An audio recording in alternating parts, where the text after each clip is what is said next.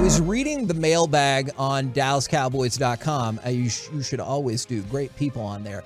And one of the questions was, with Dan Quinn staying as the team's defensive coordinator, do you think that might help keep some of the Cowboys' defensive free agents? And then the thought was, Curse, Wilson, well, more specifically Wilson, but like Curse became better here, and maybe Wilson would stay because he's interested in Dan Quinn. So I guess my question was, you could talk about it from the Cowboys' perspective, but from an athlete's perspective, how much of a difference does a positional or head coach make versus the dollars? How much money have I made in my career?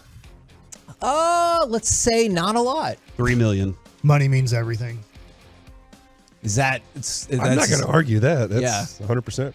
Because now, Donovan Wilson hasn't made a lot of money. Now, if I've made $100 million and they're going to offer me a 2-year contract where I'm going to make $500,000 less, I might go, you know what, at this point, the comfort in my life of being here, knowing the system, loving this team, all that, I might be able to do it. I've made $5 million in my career, something like that, and somebody's offering me $1 million more on a 2-year contract.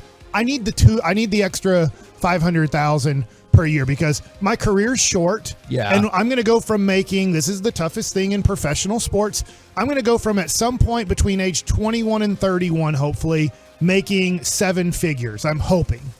And then at age 32, I make $0. And 33, I make $0. Right. And 34 years old, I make $0. So I have to find something else to possibly do. Maybe not, matters how much I made. But I think that's the deal is, yeah, we look at it, but you're not really, maybe to my left a little bit different, but you're not really, most guys are not set for life. After their career is over, 90% of us have to find something else to do because we have to find something else in our life that we want to do that we find entertaining to us. And 90% of us too, we don't have enough money to live another 50 or 60 years on. Yeah, I mean, he's right. I mean, it's, for me personally, like I had made enough money that I was willing to, if I get to come back and play here at home, like I would have taken the pay cut, whatever it would have been, just to be able to do it because I'm home, get to be in my own bed and those kind of things. But at the same time, yeah, I would give anything to be able to put that Rangers jersey on one more time. But that's like the thing is, like Mike said, money is the big key. It's gonna, if I haven't made that much money, yeah, I'm gonna look for the better deal when it comes to that. So, yeah. Kevin, before I saw this text, I was thinking this kind of same way. A lot of times, and this is where do we keep Zeke around or not comes into the conversation. Is he talented enough to be here? A lot of people would say no. And this is I know this is an offensive player, but then you look at the defensive side, and do you say I only have so much pie, and I can only pay so many of these players? Can I if Dan Quinn's that good of a coach, can I just rely on the fact that Dan Quinn can find another guy like that? And I don't have to worry about like the fact that Trayvon Diggs is here next year or Mike is I actually look at both those guys as I would uniquely want to keep them. But Dan Quinn's a good enough coach. Jerry Jones has had to shell over some money for this guy. Isn't he a good enough coach that I don't have to worry about that? I can just keep drafting and keep bringing those Jaron Curses in. I think that's fair. I think that's fair with Donovan Wilson as well, because that's an immediate counterpoint is, like you said, I'll get somebody else. Like, don't worry about it. I'll figure it out, as opposed to paying those players. I think he's earned the benefit of the doubt from me. So far. And I figure most Cowboys fans to be like, all right, you say he's the guy. Let's see what he does. The other thing, though, is like I'm going to go to the 2010, 2011 teams. Those are special teams. That group was special. I don't know that they all got along. I don't know that there was 100% we did. They did? Yeah. Okay. That clubhouse was unbelievable. That was a chemistry that was important. And I think that's where, and JD, I thought, did a really good job of making sure that when they brought players in, they were going to fit in with that chemistry. I don't know how, I don't know if you had private detectives that were out there making sure. It's more of a communication. The one thing I would say, JD, I get it. He gets criticized for, whatever towards the end, but he did a good job. He came in the clubhouse. He would interact. He would get feedback from his guys. He went to his guys when it comes to, all right, we're about to go get Cliff Lee. Mm-hmm. You think this is good for the clubhouse? besides the fact of, yes, how good he is he going to fit in our clubhouse? Is he going to keep us where we are, or is he going to derail us? Yeah, causing problems can be a huge factor. So that's the thing. It's got to come down to talking to your players, too. You can't just throw somebody in there and be like, hey, go get him. Yeah, no, and that's where we kind of have this Luka discussion a lot with whoever we bring into this room. But Dan Quinn's the person you're relying on for that, too. Donovan Wilson, how important is he to the culture of what your defense is? So I think those players, there's one guy you're going to be like, you got to have this guy because of this. And a lot of times making sure that he doesn't mess up the chemistry in that room's a huge factor too. I think you guys bring up two interesting but two different points. I wonder if the Dan Quinn factor plays out more with like Trayvon Diggs, in terms of, hey, I know he's really good. You give me some type of asset to invest in it, I can find you somebody who can do that versus he's going to have to drop $23 million or whatever the number would be per year. And Donovan Wilson, I would love to keep him. I just wonder if he's like, no, to Mike's point at the beginning, I haven't gotten paid, so let's go do that. I remember watching an interview, and I believe it was with Matt Barnes. And Matt Barnes regrets, I believe, taking less money to sign with a championship contender.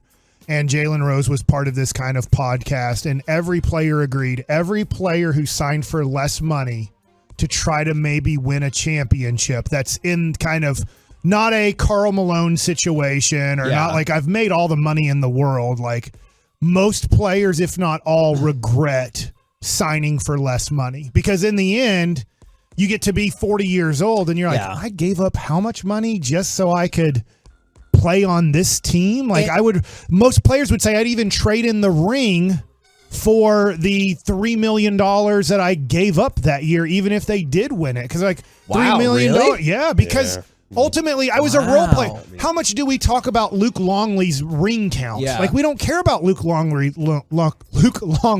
We care about Michael Jordan's ring count. So the role players are like, man, it's great. I do have a championship. Does anybody want to give me $3 million for this ring? No, nobody does because it says Luke Longley on it, not Michael Jordan. By the way, if you type in the wrong Luke Longley, it takes you to an adult website. What?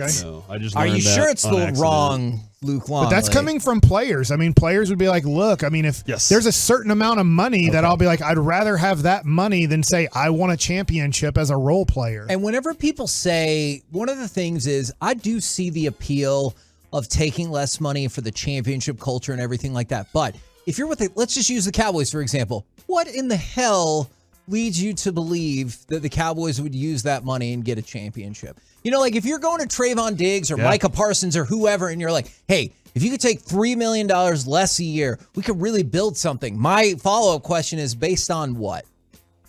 And I cannot wait to hear what their answer is because none of that's guaranteed. And Mike makes a good point. If you're Micah, I can see how you might care about the rings because you're going to get your level of money. But what in the world leads you to believe that the Cowboys are savvy enough with that money to know what to do with it? Well, and then obviously, like Lamar Jackson's a little different in that he doesn't have an agent, right? But most of these guys have agents that are out there going, man, you can get this money with this championship caliber team too, if that's what you want to do. Yeah, like what, we can find a close enough equivalent. The agent's responsibility, my understanding, you guys, Derek, you have an agent, and Mike, you had an agent, is they want to know what's important to you, and then go maximize that. If it's important for you to play in a certain city, they're going to go try and maximize that for you. Obviously, they want a big cut because they want their little piece too that goes along with it. But they want to make you happy because they want to keep you around as a client.